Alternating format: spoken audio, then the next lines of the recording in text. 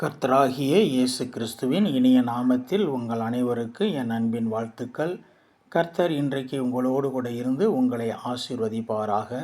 வேதம் சொல்கிறது, ஏசாயா 41:17, சிறுமையும் எளிமையும் ஆனவர்கள் தண்ணீரை தேடி அது கிடையாமல் அவர்கள் நாவு தாகத்தால் வரலும்போது கர்த்தராகிய நான் அவர்களுக்கு செவி கொடுத்து இஸ்ரவேலின் தேவனாகிய நான் அவர்களை கைவிடாதிருப்பேன் என்று சொல்லி ஆண்டவர் சொல்கிறதை பார்க்கிறோம்.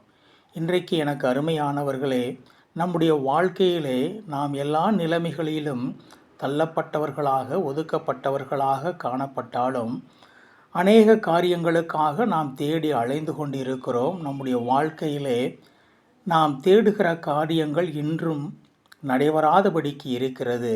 ஆனால் ஒரு காலம் வரும், அப்பொழுது கர்த்தராகிய தேவன் உங்களுடைய எல்லா காரியங்களுக்கும் செவி கொடுத்து உங்களை அவர் கைவிடாதிருப்பார்.